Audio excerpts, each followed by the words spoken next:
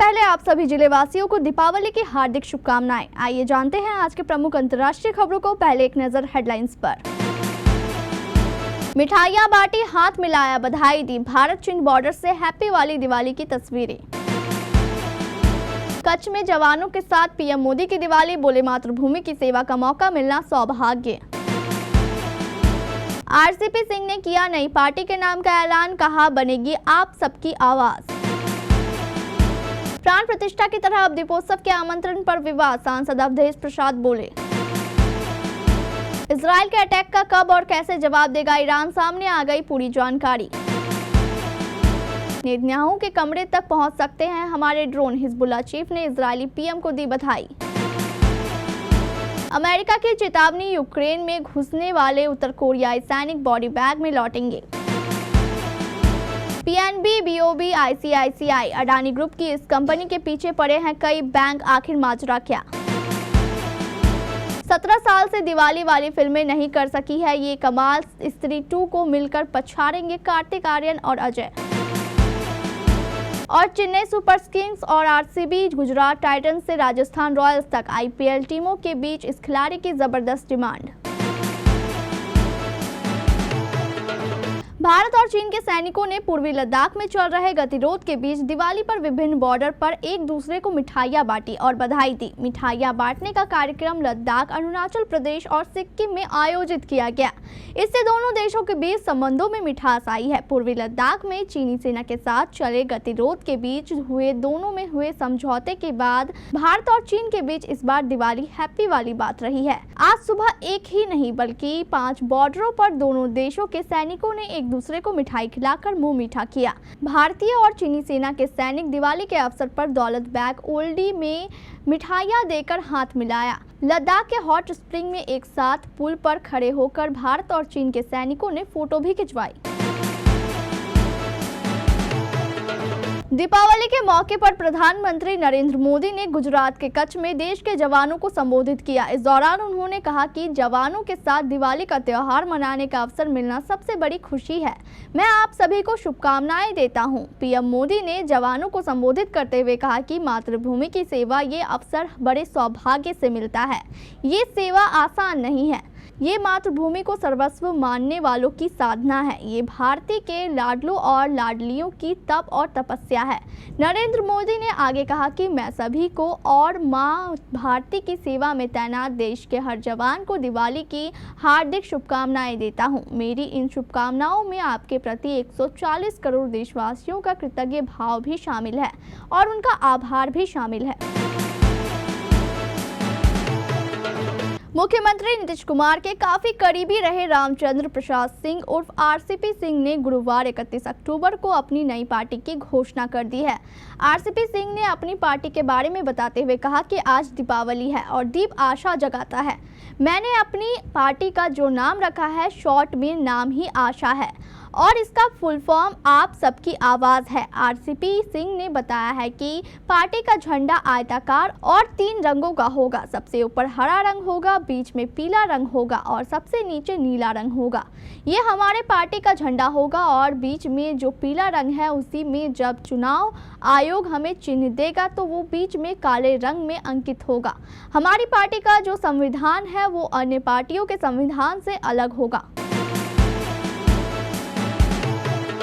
रामलला की प्राण प्रतिष्ठा की तर्ज पर अब दीपोत्सव के आमंत्रण को लेकर विवाद खड़ा हो गया है। समाजवादी पार्टी के सांसद अवधेश प्रसाद ने कहा है कि उन्हें दीपोत्सव में नहीं बुलाया गया, वो भाजपा की सोच और उनकी विचारधारा है। अब त्योहारों का भी राजनीतिकरण किया जा रहा है। लोग कह रहे हैं कि मुझे इसलिए नहीं बुलाया गया कि मीडिया में सिर्फ मेरी ही चर्चा होती है, आयोजक की अनदेखी हो जाती है। त्योहारों के राजनीतिकरण से देश की एकता, अखंडता को कमजोर करने का प्रयास किया जा रहा है। हमारी गंगा जमनी संस्कृति के विपरीत भाजपा काम कर रही है। भाजपा के दीपोत्सव में सिर्फ वही लोग गए हैं जिनको काट दिया गया था। इस कार्यक्रम में किसानों और गरीबों के लिए कोई जगह नहीं थी। ईरान और इजराइल के बीच तनाव बरकरार है। दशकों पुराने दुश्मन अब एक दूसरे के खिलाफ सीधी जंग लड़ने के मुहाने पर है। मीडिया रिपोर्ट्स के मुताबिक ईरान कथित तौर पर इजराइल के खिलाफ एक बड़े हमले की प्लानिंग कर रहा है और ये अमेरिकी राष्ट्रपति चुनाव यानी 5 नवंबर से पहले हो सकता है। तेहरान ने इस मिशन को ऑपरेशन ट्रू प्रॉमिंग 3 का नाम दिया है, जो कि ईरानी मिलिट्री साइट्स पर हुए इजरायली हमलों का जवाब होगा। ईरान में चल रही प्लानिंग की जानकारी रखने वाले एक सूत्र के हवाले से CNN ने बताया है कि ईरान इजराइल के हवाई हमलों का निर्णायक और घातक जवाब देगा। हिजबुल्लाह के नए चीफ नईम कासिम ने बुधवार को इजरायली पीएम नेतन्याहू को जान से मारने की धमकी दी है। हालांकि हिजबुल्लाह का चीफ बनने के बाद सोमवार को उन्होंने इजरायल के साथ युद्ध विराम का रास्ता खोला। कासिम ने कहा है कि दुश्मन को पता होना चाहिए कि हमारे गांवों और शहरों में बमबारी से वह हमें पीछे हटने के लिए मजबूर नहीं कर सकता। हिजबुल्लाह मजबूत है और नेतन्याहू के कमरे तक ड्रोन पहुंचाने में सक्षम है। कासिम ने कहा नेतन्याहू इस बार बच गए, लेकिन शायद उनका समय अभी तक नहीं आया है। उन्होंने कहा शायद कोई इजरायली ही उन्हें उनके भाषण के दौरान मार डाले।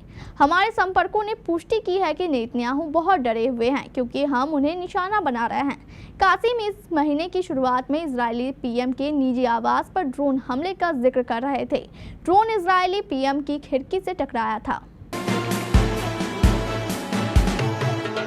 रूस और यूक्रेन के बीच जारी युद्ध में उत्तर कोरिया ने अपने हजारों सैनिकों को यूक्रेन की धरती पर उतार दिया है। इसको लेकर अमेरिका ने बुधवार को उत्तर कोरिया के नेता किम जोंग उन को नाम लेकर चेतावनी देते हुए कहा कि रूस के साथ यूक्रेन में लड़ने के लिए जाने वाले उत्तर कोरियाई सैनिक बॉडी बैग में वापस आएंगे। अमेरिका के उप राजदूत रॉबर्ट वुड ने सुरक्षा परिषद को बताया कि यदि Democratic People's Republic of Korea के सैनिक रूस के समर्थन में यूक्रेन में प्रवेश करते हैं तो वे निश्चित रूप से बॉडी बैग में लौटेंगे। उन्होंने आगे कहा कि इसीलिए मैं उत्तर कोरियाई नेता किम जोंग उन को सलाह दूंगा कि वे इस तरह के लापरवाह और खतरनाक कदम के बारे में 2 बार सोचें।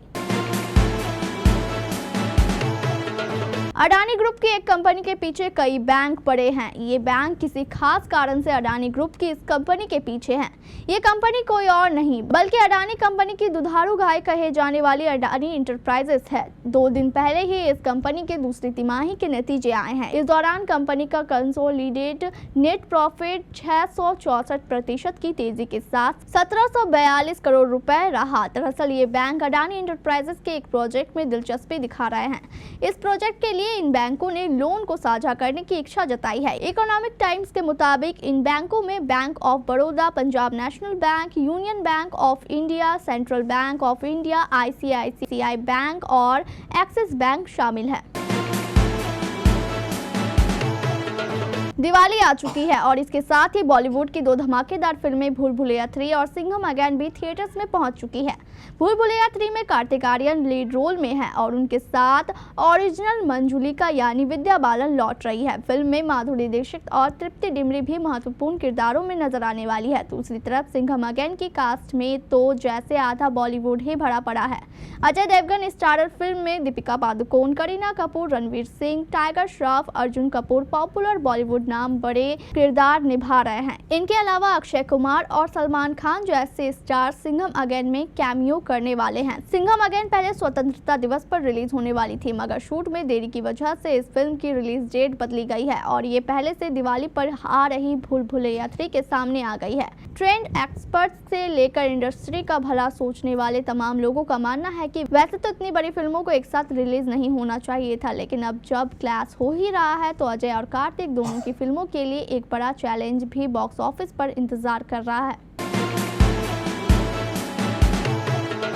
IPL मेगा ऑक्शन में 2025 में केएल राहुल पर पैसों की बारिश हो सकती है। साथ ही ऐसा माना जा रहा है कि इस ऑक्शन के सबसे महंगे खिलाड़ी केएल राहुल होंगे।